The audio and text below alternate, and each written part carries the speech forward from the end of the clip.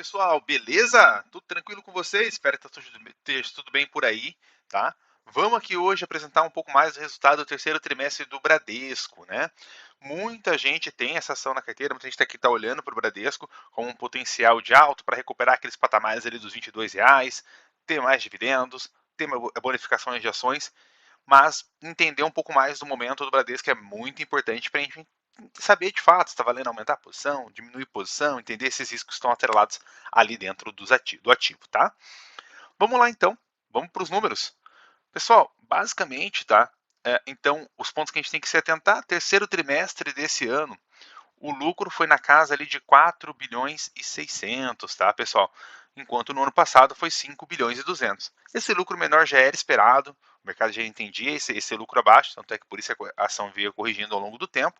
Então foi 11,5% de lucro menor. Em relação ao segundo trimestre do ano passado, também ali muito parelho, tá? Um ponto bem importante para se atentar é esse daqui, pessoal, PDD expandida, tá? PDD, pessoal, nada mais é do que a provisão de devedores duvidosos, que basicamente quando o banco passa de 90 dias ali a pessoa sem fazer o pagamento, ela já começa a provisionar isso como um devedor duvidoso e basicamente ela já provisiona de não recebimento dos valores e basicamente vira ali um prejuízo, tá? Nesse ano, nesse terceiro trimestre, foi um PDD de 9 bilhões 188 milhões, né, impacta diretamente no lucro, enquanto que no ano passado, pessoal, foi de 7 bilhões e 200. Então é uma diferença ali de quase 2 bilhões, por isso que tem essa queda expressiva, né, esse aumento aqui de 26,4%, que basicamente bate no resultado, tá? Mas nem tudo é ruim, nem todo cenário está ruim, porque quando a gente compara com o segundo trimestre do ano passado, desse ano, a gente vê que foi 10 bilhões e 300, então teve uma queda ali de 1 bilhão e 200 em relação a esse PDD. Aparentemente, eu vou mostrar ele mais à frente, há sinais de que tende a se manter nesse patamar de 9 e começar a recuar, tá, pessoal? Um outro ponto importante para a gente olhar também é a questão de despesas operacionais, tá?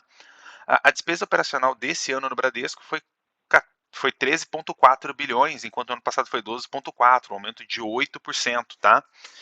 É 1 bilhão, o número ele pode ser muito mais expressivo ali em relação aos 8%, mas eu me atento muito mais ao 8%, eu vou mencionar depois futuramente, referente ao repasse inflacionário dos custos, tá? Então, é lógico que diminui 1 bilhão do lucro, poderia ter lucrado 5 bilhões e 600, então por isso é muito importante se atentar a esses números, tá, pessoal? Bom, vamos lá então, primeiramente entrar nas linhas, né, de receita, de resultado do Bradesco, né?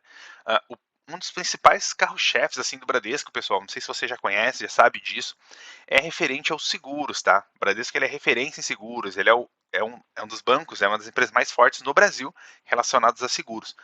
Então, basicamente, o resultado do Bradesco nesse sentido, né, foi de 4 bilhões e 600 milhões só referente à operação de seguro, previdência e capitalização, tá? Então, basicamente, né, foi um resultado que teve uma expressividade muito forte, né, principalmente em relação ao ano passado. Ano passado foi 3 bilhões e 400, um aumento de 33%. Isso é muito bom, é um resultado muito bacana. Isso demonstra que está conseguindo avançar nessas linhas e basicamente está fluindo muito bem o core business ali do Bradesco, que é essa parte, tá? Bom, numa outra linha, aqui que eu vejo um ponto um pouco mais de atenção também, tá, pessoal? É referente à receita de prestação de serviços, tá? A receita de prestação de serviço está desde aquela taxa do cartão de crédito, aquela taxa na tarifa bancária, esses aspectos assim, que basicamente impactou, tá, dentro da carteira como um todo. Quando a gente olha, por exemplo, né, nas linhas em geral, né, você vai ver que nesse ano ó, foi uma receita de 9 bilhões e 100, tá? Enquanto no passado foi 8 bilhões e 800, um aumento pouco expressivo, tá, pessoal? De 2,9%.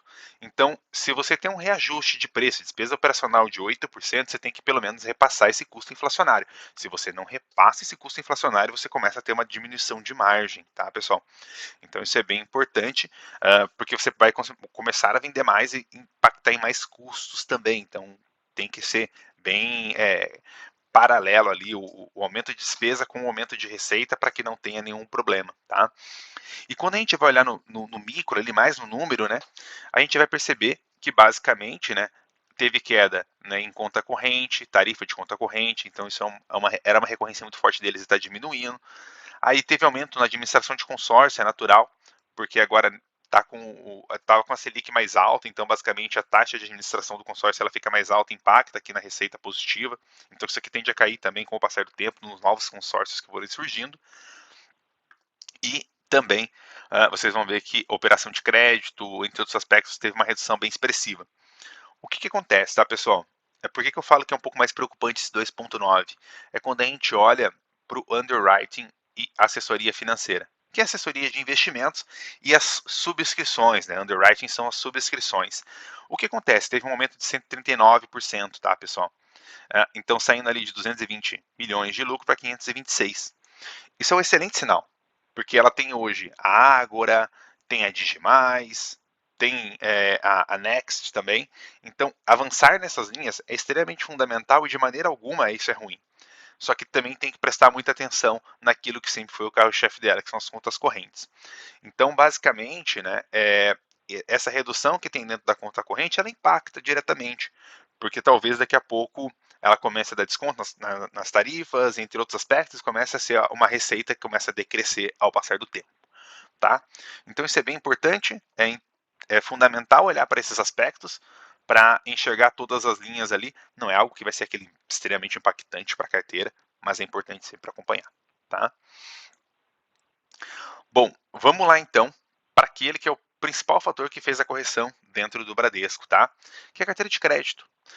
Então, só para vocês terem uma ideia, a carteira de crédito do Bradesco, hoje, ela está basicamente dessa maneira, tá? Pessoas físicas, 360 bilhões, né? Enquanto que no ano passado tinha 352 bilhões. Vamos olhar os números, vamos entender um pouco mais?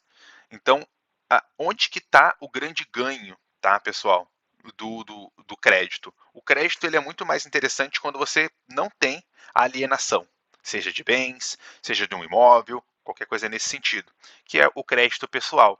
Então, o Bradesco, para corrigir o problema da inadimplência, começou a fazer menos crédito pessoal.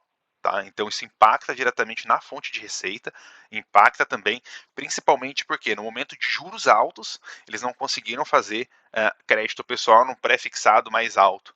Então, basicamente, eles estão abrindo mão de spread bancário, tá, pessoal? Estão tendo que prestar recurso dentro de uma taxa mais barata, tá? Então, isso diminui margem, principalmente olhando para médio prazo. Então, é perceptível que aqui teve uma redução, né? Beleza. Quando a gente vai para as demais linhas, ó, tá buscando ó, financiamento imobiliário, porque eu tenho alienação do bem, aumentou 1,6%. Então, se bate na inadimplência aqui, eu tomo o imóvel, então basicamente eu não tenho prejuízo. E o Bradesco, ele até mesmo no conference call, se vangloriou bastante da questão do aumento do crédito rural, tá, em 9,7 ano contra ano, enquanto que no ano passado foi 13 bilhões e 800, tá? É muito importante, né, é fundamental aumentar, principalmente para um setor que representa hoje 40% do PIB brasileiro, né, 30%, 40% do PIB brasileiro, é muito importante. Só que, ao mesmo tempo, o crédito rural também tem um spread menor, tá? Então, vai ter a terra como garantia, o trator como garantia, entre outros aspectos. Então, você diminui a quantidade de receita que você faz, você diminui lucro, você precisa emprestar muito mais para fazer a mesma receita. E como a gente sabe, dinheiro é um recurso finito, então a gente não consegue emprestar tudo para todos. Então, basicamente, o recurso que poderia ser emprestado no crédito pessoal foi para o crédito rural, tá?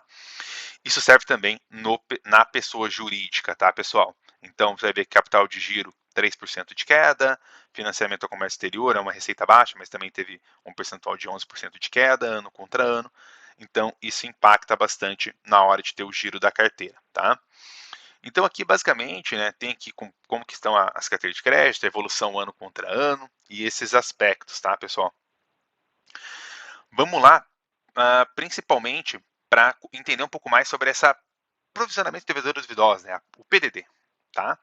Vamos entender como é que tá esses indicadores. Eu vou para as imagens aqui, porque eu acho que fica mais tranquilo de poder entender um pouco mais, tá? Primeiramente, então, eu vou entrar aqui no indicador de crédito, indicador de cobertura e provisão, tá?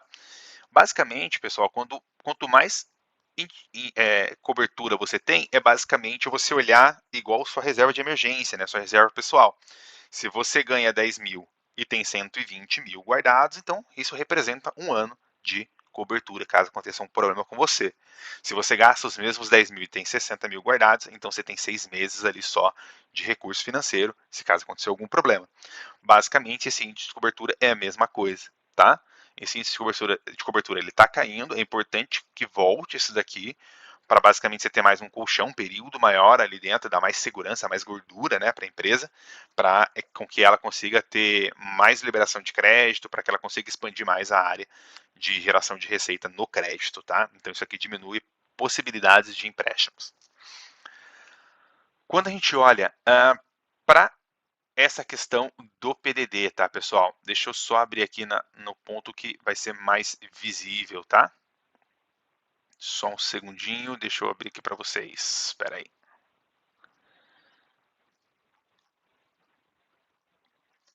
Tá, pessoal, eu vou para o número aqui, basicamente, onde a gente consegue encontrar essa perspectiva de maneira mais fácil. Deixa eu só colocar aqui, ó, na pesquisa, aí vai ser mais fácil. Aí, pronto. Ok. Quando a gente olha, tá, para a inadimplência, como que tá? Acima de 90 dias, ela começou a ter uma queda, né, em relação ao terceiro trimestre. Deixa eu só procurar uma outra imagem que vai ficar até melhor, que você vai conseguir visualizar, tá, pessoal? Ó, deixa eu procurar aqui. Encontrei ela, vai ficar melhor para vocês verem, tá? Então, basicamente é o seguinte, hoje, quando a gente olha essa despesa, né, aqui, ó, o que acontece? Quando você olha para 15 a 90 dias, você começa a ver que são as pessoas que estão devendo entre 15 a 90 dias, tá? Você começa a ver que está tendo uma inflexão aqui, né? Pessoas físicas estão começando a diminuir o número de endividamento, micro e pequena empresa, grandes empresas, está tendo uma inflexão. Nos 90 dias, aí ainda tem um pouquinho tem algumas inflexões, né, que é o caso aqui de pessoas físicas e de grandes empresas, mas a micro e pequena empresa está ainda com inadimplência acima de 90 dias aumentando. E no micro e pequenas empresas é muito importante, porque aqui você consegue fazer uma fonte de receita maior naquele empréstimo de antecipação de cartões, esses aspectos que basicamente te gera mais receita, tá? Beleza. Então, basicamente, quando a gente olha, tá, o guidance aqui é o que o Bradesco estipulou no começo do ano, né? O que ele queria fazer, o que ele queria alcançar de resultado. Então, basicamente, né, carteira de crédito expandida, ele queria expandir de 1 a 5%, expandiu apenas 0,1%, tá? Então está bem abaixo, né, de acordo com eles mesmos.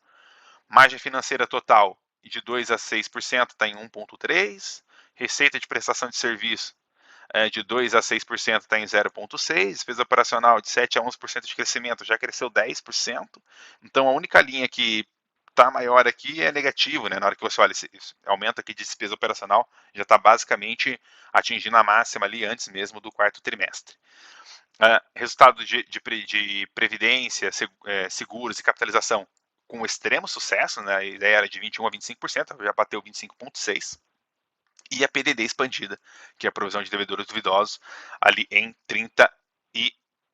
entre 31 a 35 bilhões e está em 29, tá, pessoal? Então tem mais ainda o terceiro trimestre. Então, quando a gente vai para olhar para o valuation da empresa, né, a gente entende que esse processo todo de melhora e de resultados ele tende a demorar um pouco mais, tá? Porque estão fazendo o crédito mais barato, está tentando fazer algumas correções, então esse resultado, né, essa melhoria dentro do Bradesco, ela não vai ser tão rápida, né? Ela tem um pouquinho mais de lentidão, talvez 2 anos, 3 anos, a gente consiga ver um resultado novamente dentro ali das perspectivas que eram em 2021, tá? Então, basicamente, né, quando a gente olha para valor patrimonial em si da empresa, a média é 1,64, hoje está em 0,96. Então, ao mesmo tempo, esse resultado que vai demorar um pouquinho para acontecer, faz com que abra essa gordura aqui para você conseguir aportar, né? Basicamente, para voltar para a média de valor patrimonial, você consegue ter um upside ali de 65%, 70%. Então, é enxergar como é que é a questão de fluxo de caixa descontado, né? Quanto que você alocando no CDI você conseguiria rentabilizar em 3 anos e quanto que você rentabilizaria dentro dessa alocação ali, de acordo com a sua avaliação de valuation, tá, pessoal?